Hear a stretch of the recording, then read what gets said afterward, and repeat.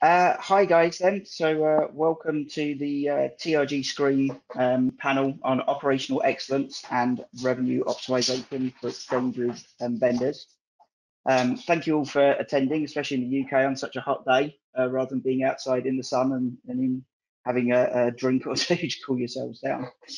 We're going to run through a kind of a set of questions that will clearly sound off the cuff, but that we've spent the last 2 or 3 weeks working on very carefully. And we're going to leave ourselves about 5 minutes at the end for questions. So you'll notice on the right-hand side, you should also have a little toolbar there, and you'll be able to put questions in as we go along, and then we'll address those at the end. So my name is Aaron Garforth. I'm from TRG Screen, formerly Axon. TRG obviously acquired us last year. My background really is in exchange policies, pricing, that kind of thing. That's why I'm the one that's sitting here and hopefully going to understand what our esteemed panel are going to answer to these questions. And I'll let those guys introduce themselves now. So if we go to Mike first. Yeah, hello, it's Mike Hodgson, Head of Market Data at Euronext. I cover real-time reference data, some third-party data, and recently some analytics. And I also cover regulatory issues like reasonable commercial basis and consolidated tape. Excellent, thank you, Mike. And then Milton. Hi, everyone. Pleasure to be here. My name is Milton Miyashiro, and I oversee our rights management and master data functions within Refinitiv. The rights management covers the compliance, third-party audits, and governance side of our business. Thank you, Milton. And Stephen? Yeah, thanks, Aaron. So for those of you who don't know me or recognize me because of my lockdown hair, I'm Stephen Dorrian. I'm the director of our European market data at Cboe Global Markets. Cboe operates 12 exchanges globally across multiple asset classes. And Ian? Yeah, thanks, Aaron. Ian McIntyre, I'm the head of market data for Ion Markets, which covers Fidessa and a number of other similar businesses. Excellent. Well, thank you guys for taking time out to join us from various places around the globe and your various houses. Should we get straight into it then? I am going to keep glancing left to read my questions. I haven't got Netflix running with the Tiger King or something to catch up on the left here. It's just that's where I put all my questions.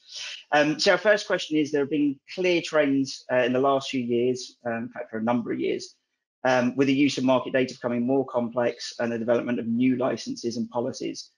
Given this background, what does the revenue optimization mean for each of you panel members? Is it more sales? Is it new licenses? Is it better processes or maybe better client relationships? And if we go to Mike first on that one.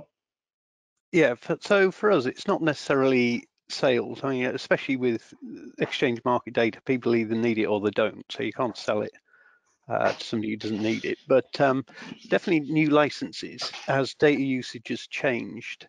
And this is where some of the complexity has come in. Things like splitting out non-display.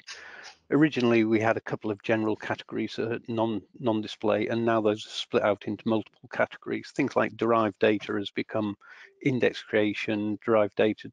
There are a number of different elements to that non-display. But also, I think the revenue optimization piece is about being able to track usage better and make sure clients are correctly licensed and are reporting correctly in relation to those licenses. So, you know, with TRG Screen, we've built our new admin system, which is called Infomatch. And that's not just for internal use, it's also to make life easier for clients ultimately. So we have a new reporting tool. Clients can access their agreements online. In the near future, they'll be able to order new products online. This has allowed us to better track usage and highlight issues, which we can then raise directly with the clients when they happen, which mean issues get sorted out as BAU rather than as audits.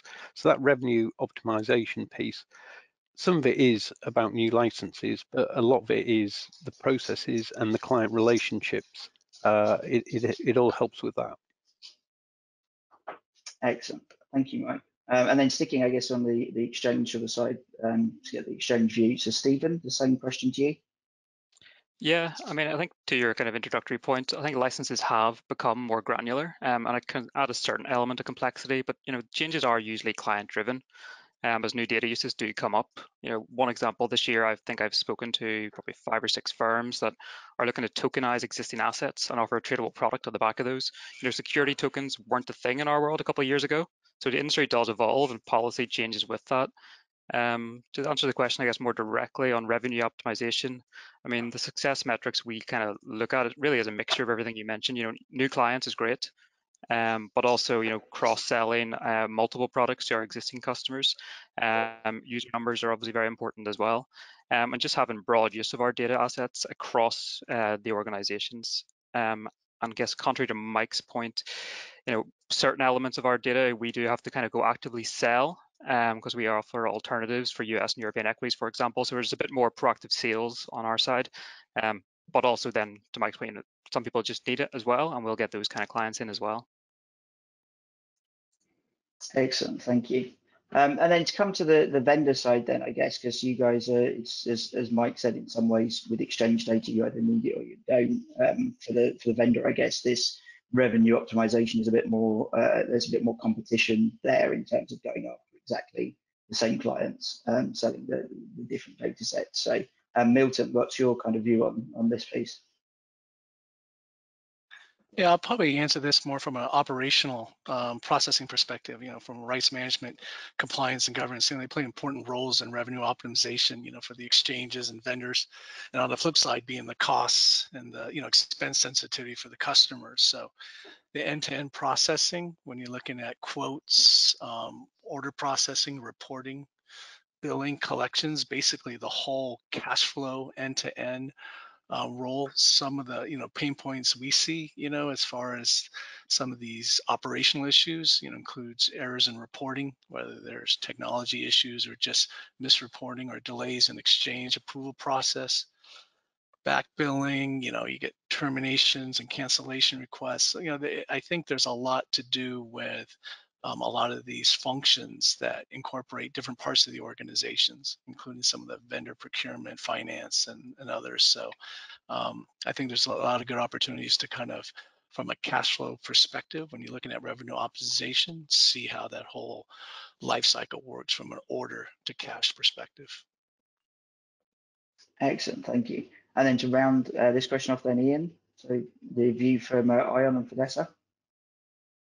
Yeah, thanks, Aaron. I mean, for Ion markets, revenue optimization means selling more trading systems, and our market data revenue, really is a supporting act in terms of selling those products.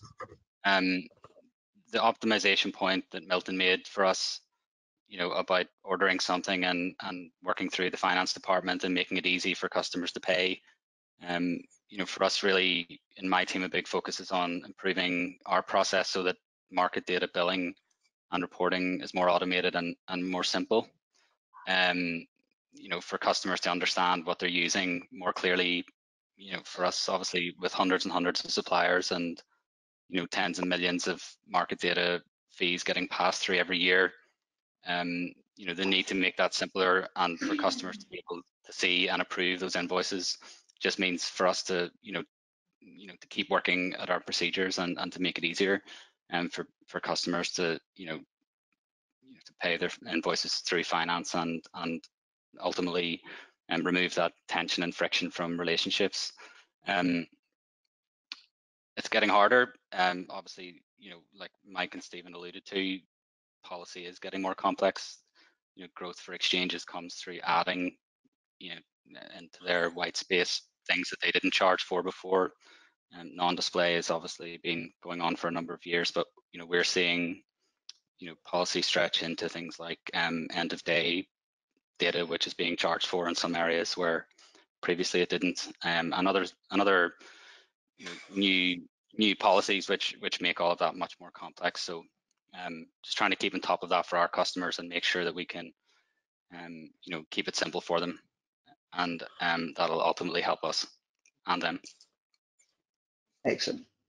Thank you. So it sounds like the revenue optimization piece is very much and happily for us with our title tied to operational excellence as well, for us to be able to segue seamlessly into the second topic in the title.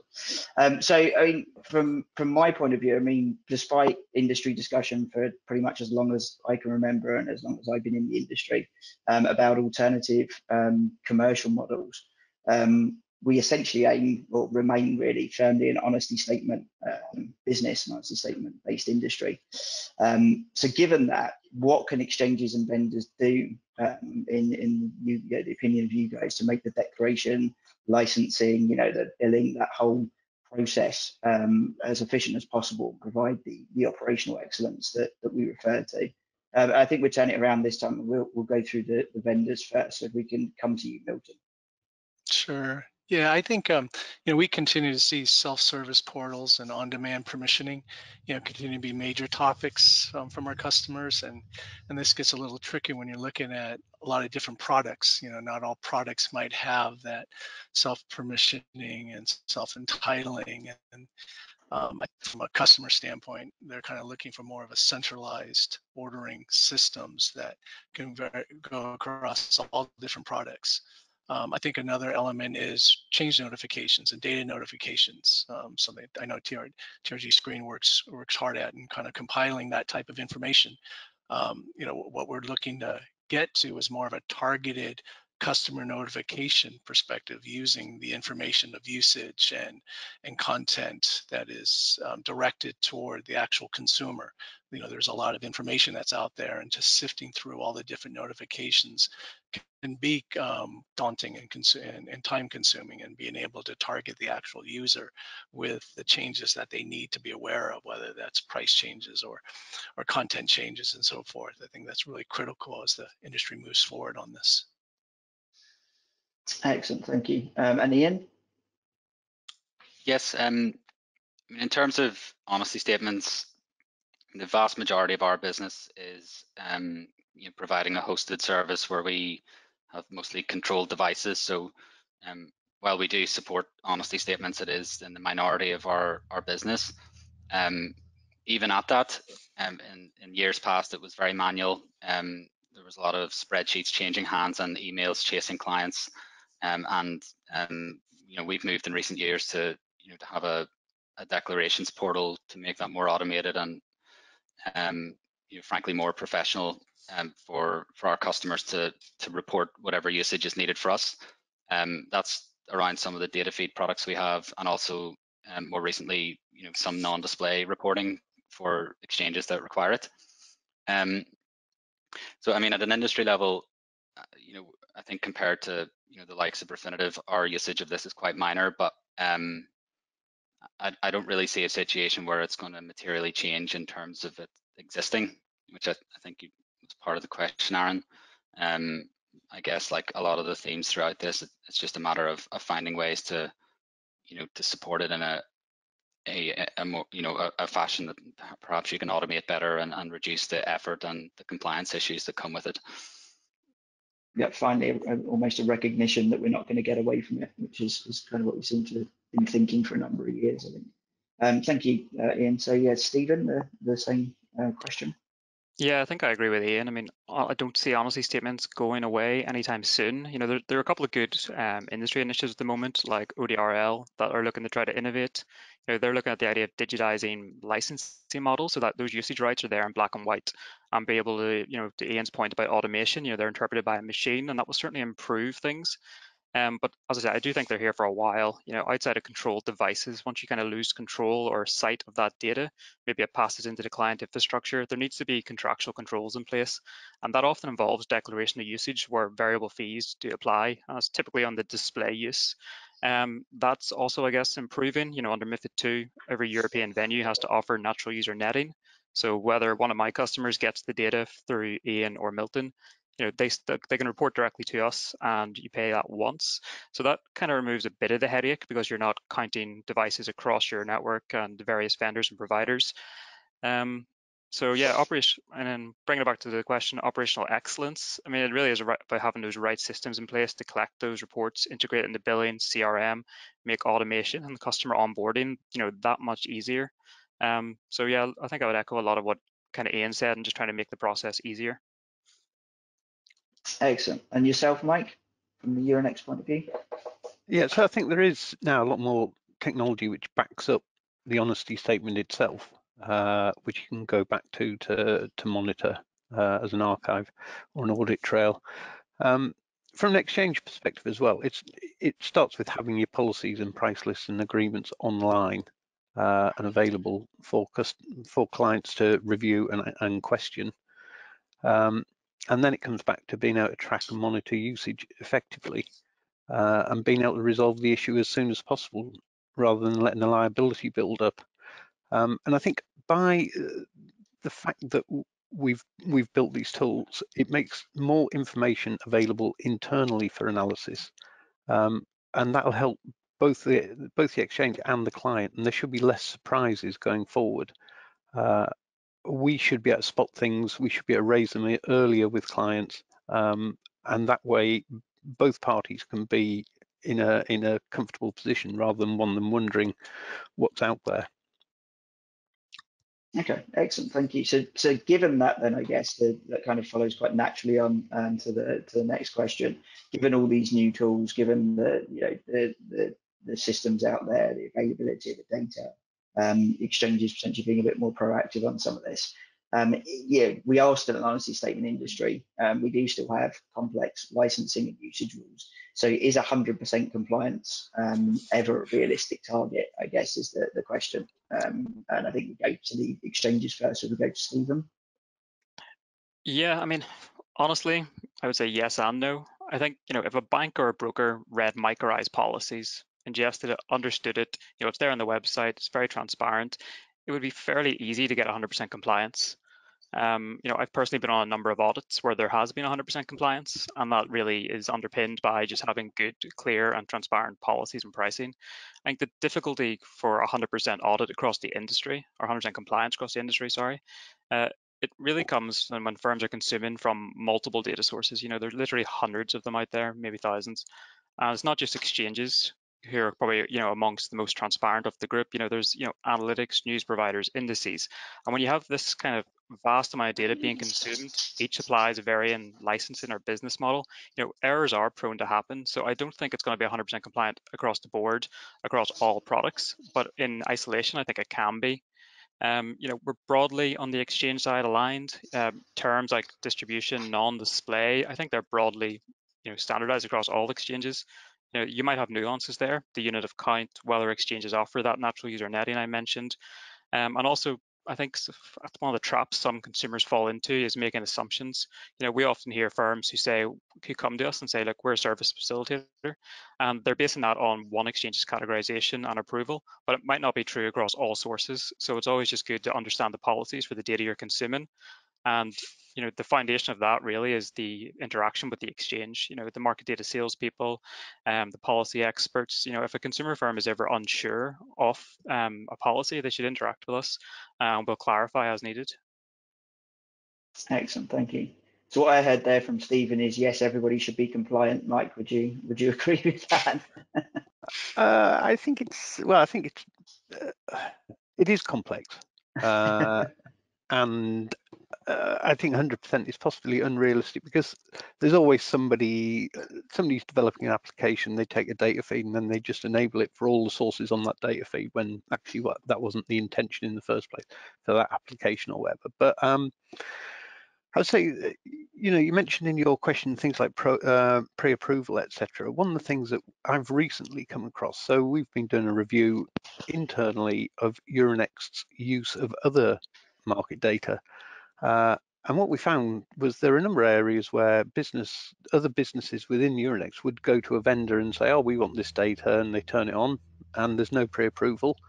And then 6 months or a year later, that source comes along and says, oh, what are you doing with our data?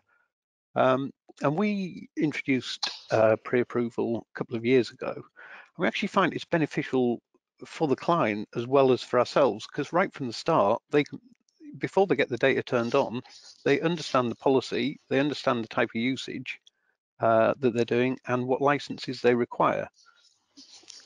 I think one of the problems with that is that how do you then keep that up to date if that usage changes, etc. But pre-approval, I definitely think is a benefit for both the client and for the exchange. Thanks. And I think, sorry, just to quickly go back to Cboe, Steve, you have a split, don't you, between pre-approval and non-pre-approval across the markets? Yeah, just from kind of a legacy perspective of Cboe being made up of kind of the various acquisitions, we do have different policies between different asset classes. So on our futures market, for example, we had a bulk data feed program that we're looking to remove and harmonize with the rest of our policies at the moment, but that would have allowed vendors to provide a feed for internal use without the requirement of a direct license or pre-approval to be in place. But for most of our equity markets and other data assets, we do provide pre-approval, and I would just echo what Mike says. It really is that reassurance for everybody involved. The vendors know that their client is correctly licensed from the offset, and they can rely on that exchange approval. And also the client's fully aware of any licensing before they start ingesting the data, and not after when the liability is built. Excellent. So Milton, then, from a vendor point of view, is that pre-approval process something that you guys take comfort from? Is it something that you would strive for? Yeah, I would say the pre-approval process is incredibly important, and it goes through basically the entire chain, from the customer to the vendor to the exchange. And I think from even an evidence gathering perspective and document retention, and whether it is forms of websites, a repository for all these pre-approvals, whether that ends up in a digitized form or some evidence of those pre-approvals is very important, even when you're looking at historical permissioning and so forth. I also think even when it comes to the reporting side, from actual permissions and entitlements and declarations, that from proactive monitoring of what is being reported is important. You have negative confirmation where you just kind of assume if someone's reporting it and there's been no changes, it stays no change. But I think inquiries into staleness of data or usage and so forth is important, and monitoring that going forward. Just because someone's reporting doesn't necessarily mean that they have all the controls in place for changes on their side. So I think proactive monitoring is also important. Excellent. And then Ian, obviously the same aspect. I guess it sounds like, as you said, for you guys, the aim really is to sell up the systems, and the market data is kind of a necessary evil in some ways, that has to be sold alongside them. So, what's your view on the sort of compliance, 100% compliance target, and the steps the exchanges are taking? I mean, I think I have a background in selling data feeds, and I've seen many people get tripped up with this over the years, to the extent that at least now I'm working around Fidessa in particular. We just have a simple policy that if we ever are using data feeds, there's always pre-approvals. Even if the exchanges don't have it in their policy, we just go down the list and enforce that ourselves. I do accept, of course, that we're operating at a scale nothing like some of the larger market data vendors, where that would potentially be a very, very significant process to implement, compared to what we can do that without a huge overhead. Stephen is right. I think both him and Mike basically made the same point, which is that there are a ton of complexities in this. Even though the subject matter is common, there are so many nuances across the different exchange policies, that it is a very challenging thing to keep on top of all of those differences. And we all know that they're revised regularly. So, just the change management around understanding how all of those different exchanges and the various things that are moving around every year can impact compliance.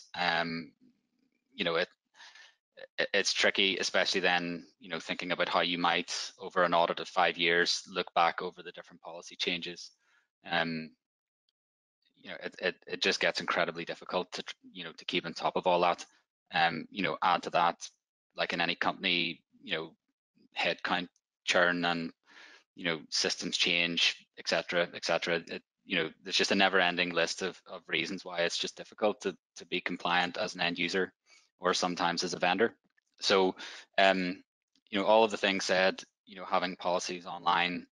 I mean, I've for as long as I can remember, Aaron, I've been going to different market data conferences and hearing all the best intentions about exchanges collaborating on various things, and there obviously are some success stories around that, but generally speaking, there's never going to be a situation where hundreds of companies all agree to do things in the same way, and that's just something everyone in the industry strives to improve, but it will always be difficult. So I don't think 100% compliance is probably likely, but it doesn't mean that we're not all going to keep pressing on with various different agendas and projects to to improving things in lots and lots of different shapes and sizes. Get as close as we can. Excellent. Okay, I just want to quickly remind people listening that you can ask questions by typing them in on the right. I can see a few coming in, but just so that people are aware, and then we'll get to those at the end. So slight change of speed here again, I guess now, or more coming away from the compliance angle. So as exchange and vendors, I mean, are there key data points that you guys would need or use to measure success when optimizing revenues and planning for the future? I remember at the LSE, our key metric was basically terminal numbers. It was the thing that everybody was obsessed about every month when we put that spreadsheet together. So yeah, it's kind of just a brief sort of overview of what sort of measures you guys might look at. So we can come to Mike on that one. Yeah, so obviously we look at terminal usage, but I think the growth of the non-display has been equally important in recent years. And we don't just look at the number of licenses there are for non-display, but what categories clients are licensed for, and we can pull together like a group of peer clients and see what each one's licensed for. And sometimes that shows that there's anomalies there, and we can address them directly with the clients. And that's important from an exchange point of view, because we do have a level playing field obligation. So we've got to make sure that everybody who's doing the same thing is licensed for the same thing. And that gets tracked by regulators, etc., that we're enforcing a level playing field or maintaining a level playing field. So, it's not just terminal numbers. Non-display is important, or as important now as the terminal numbers.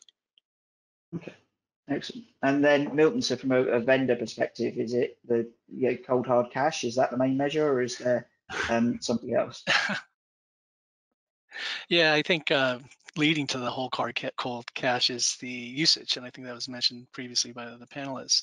Having these usage stats are incredibly important from a level of interest. When you're looking at services that start free of fees that become orable and fee liable, you need to have this customer feedback across all products, whether it's exchange products, broker, or even Refinitiv products.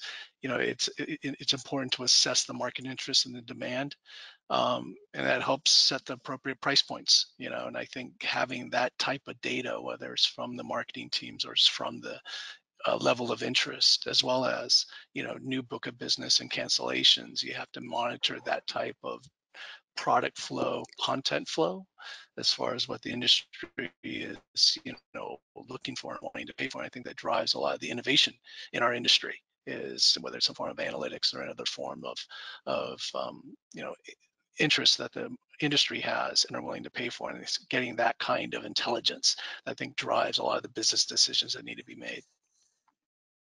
Excellent. To the broader revenue optimization theme. Everything's about revenue optimization. Precisely, it's what we're here for, ultimately. So Ian, so obviously you guys, as you said, it's market data isn't necessarily the focus. So what sort of things would you be looking at? What sort of measures? Yeah, so much like Milton, the entitlements database for our environment is very telling if you're looking to understand what customers are using, and it can be used as an interesting map to explain where demand is going up, going down, what data is becoming more or less important to clients. So yes, I mean we obviously have access to all of that in the market data team, and you know, as and when necessary, we'll use that information to drive some business decisions about, you know, about new investments or you know, whatever other ongoing business development activities there are in the company. You know, clearly, like you said, Aaron, for us, you know, counting screens is of course one of the primary drivers there. More and more of our business has been moving towards more kind of low touch technology and algo trading, you know, all the various applications that, you know, might be categorized as non-display. So, you know, that's, you know, again, you know, much to the point made before, you know, an area that you know, has been growing for us much more rapidly, I think, than the screen users. And yeah, of course, we track that carefully as well. Excellent. And then, Stephen, do you guys look at anything different from the others, or is it kind of much the same? Much the same. I mean, I haven't got a lot to add here. Just guess one of the benefits of going last in these questions. I, you know, probably largely similar to Mike. You know, number of licenses, but also the makeup of those licenses. You know, whether it's non-display, distribution, financial products, whatever it may be. Plus, the terminal users are still important. But I guess when you were at LSE, Aaron, you know, it's probably less important now than it was. But as well as that, just, you know, client retention as well, client feedback, you know, these are all metrics we look and kind of benchmark ourselves against. But we're primarily a transaction venue, and market data is secondary to that. So our key metrics really are on market share and kind of transaction revenues. Excellent, thank you. So a couple of final questions before we sort of get some questions from the audience, so the virtual audience. So as an industry, I think we tend to focus on the direct costs, or we certainly have tended to focus on the direct costs of market data, so data charges, licenses. Obviously, as we've discussed a lot already here, compliance, the rules, the policies that are, around all of the use of that data. One of the things that tends to be forgotten about, or certainly not discussed as readily, is the infrastructure and the comms charges. Certainly, once again, my experience at the LSE was I didn't understand that at all. I didn't know how much it would cost somebody to get the data that I was trying to sell. So I suppose the question for the panelists then, are those charges part of the responsibility? And do any of the things that we've been talking about on revenue optimization apply equally to these? I think we go to Ian first on this one. Yeah, sure. So this is actually quite an important subject for us. And in my team, we look after market data licensing, but there's another group within the team that looks after managing all of the infrastructure required to connect to the likes of the exchanges and the different data vendors that we work with. In terms of the budget around that, the budget for connecting, whether it's telecoms or the various charges that the different companies come up with, is actually more than the licensing. So in terms of importance, just in size alone, it's bigger. So for the head of market data, you could argue for me, this is I spend more time worrying about this than I do about market data licenses. And then in addition to the size, when we track the metrics about growth and price increases, this area grows probably more than twice. In fact, definitely more than twice as quickly as licensing growth. So while in the market data industry, there's immense commentary about licensing price increases and all of the PR it gets, and there's articles almost daily about various spats between parties around licensing increases. As a vendor, just looking at the facts and the bills we pay, in this domain, there's more costs that we're paying around this than licensing, and that's just a fact. And we're not looking at new projects. This is just if we stood still and did nothing but support what we have, those metrics are clear, and we track them carefully now and can stand behind that. So yes, I mean, I think for me, this is an area of cost that doesn't get enough attention within the market data forums.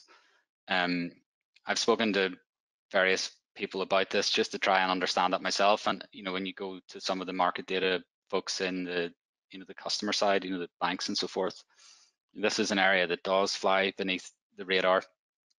You know, it sits somewhere between like a network team and the procurement group and the market data group, and the ownership is often not clear.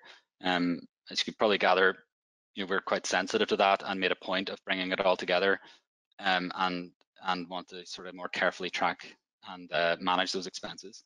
So another thing that sort of feeds into that for us is Ion is obviously quite an acquisitive business, and while we're buying similar assets and trying to seek synergy and moving them together, you know, there's often complexities around collapsing some of those expenses together because they're related to, you know, physical things like cross connects and ports. Unlike with licensing, which is often much easier, where you have two entities paying a redistribution license. If they're part of the same firm, then that typically can be consolidated much more easily. So yes, this is an area that I suppose maybe not on a theme of revenue optimization, Aaron, but for us, it's, you know, very much about cost optimization, and we're, you know, going to as many lengths as we can to, you know, to track and manage this as best as we can. And like I said, probably more so these days than the licensing expenses we incur. Okay, excellent, thank you. And Milton, do you get, is there a similar view of this in Refinitiv? Yeah, I would say so. I mean, it's a little bit beyond my remit from a compliance and rights management standpoint, but I do get pulled into a lot of conversations when we're looking at business cases and onboarding, you know, new exchanges and vendors and suppliers and so forth. And it's the indirect costs is something that needs to be considered when you're looking at overhead, you know, beyond just the licensing fees. From a technology side, we usually have a working group that pulls in end to end everything from order processing to the ultimate customer experience. And typically it doesn't involve sales. You know, they're looking to sell, and we're the ones that have to figure out how to build and make it compliant. And there's a lot of sometimes competing interests, you know, when you're looking at technology developments and technology spend to actually make this stuff work, to bring it in-house and then be able to pass through your environment onto the ultimate customer. So the indirect costs, whether you're in a finance type of position looking at planning and analysis, you know, needs to be considered in the overall scheme of basically net profitability. You know, optimizing revenues is one thing, but not at the cost of, you know, basically indirect costs that you can't account for. Excellent, thank you. And then from the exchange point of view then, Mike, is this an area that you guys are responsible for? No, so infrastructure and comms doesn't come into market data. It's a completely different cost center.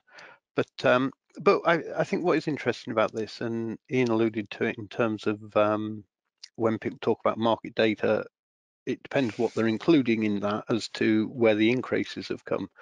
And because we did this internal review recently of our own usage of market data, what we found was that under 20% of the cost is the actual data. Something like 80% of it is the infrastructure and the comms.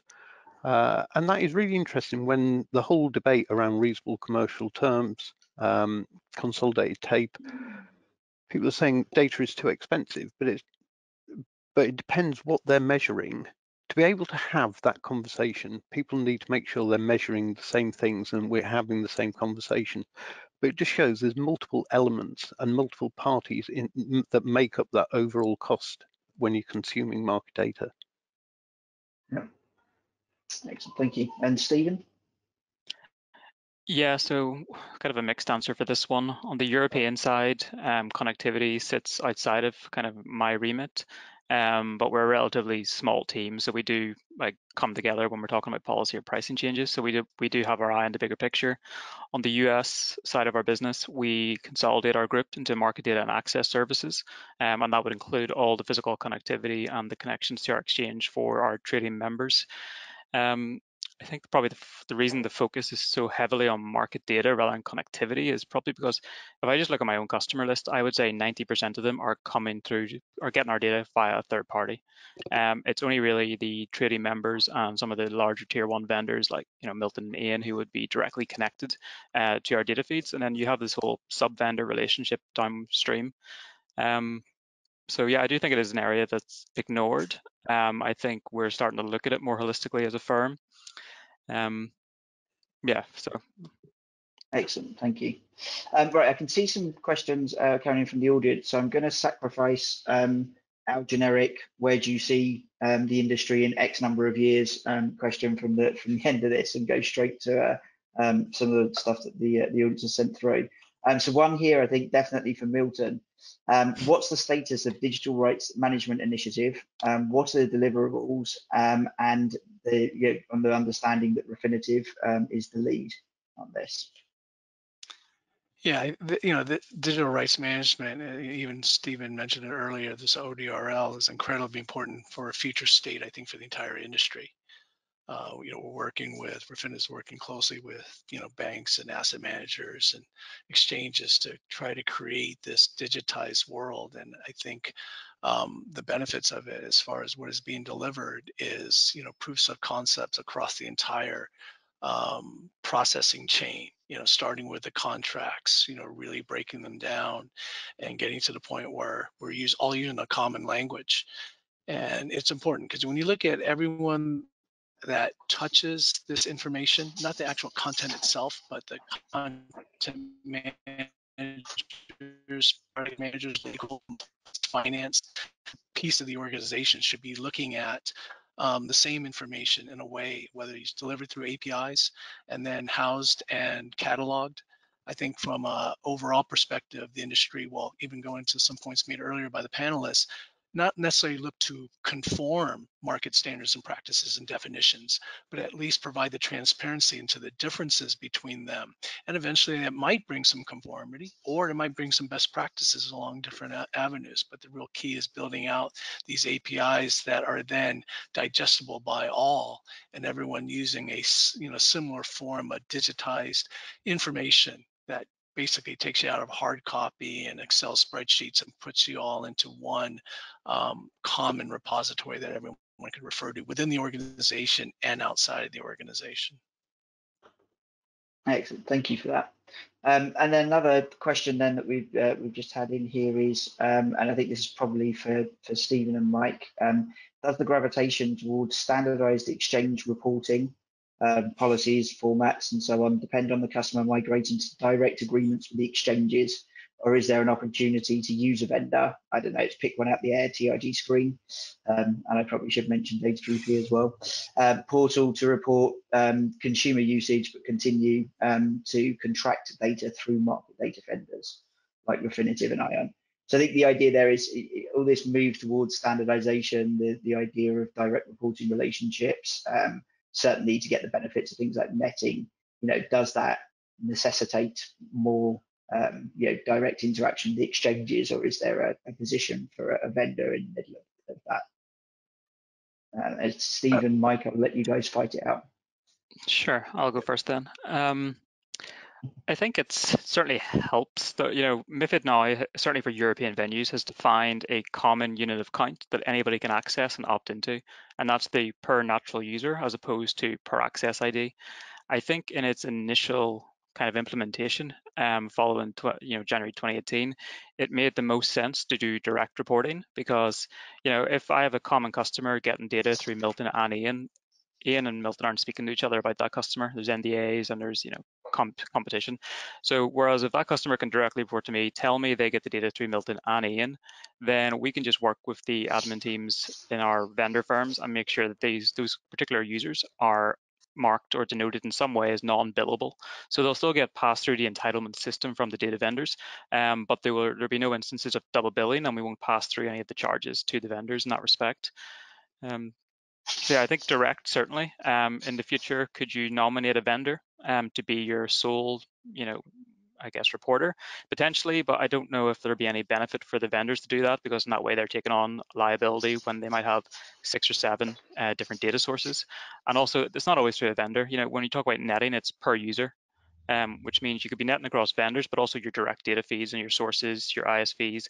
It could be numerous things, and I think the easiest way to manage that is probably on a direct relationship. Yeah, I think for us, the things like if you were going to do natural user, we would expect that to be reported a direct relationship between the two parties. But yeah, we accept and will continue to accept reporting via a vendor or reporting. We still accept reporting via TCB. So yeah, I don't see any problem with that. I think this comes back to setting up the relationship correctly in the first place. You know, make sure policies are understood, not just the reporting policies, but the usage policies, and therefore people are correctly licensed. And then, you know, your reporting can follow on from there. Excellent, thank you. Okay, so I'm going to stick strictly to the 45 minutes. So thank you, guys. Thank you to everybody on the panel and for your contributions. And thank you for everybody that took time out this afternoon to join us. So excellent. Thank you very much. Cheers. Thanks, Aaron. Thanks, Aaron. Bye. Bye.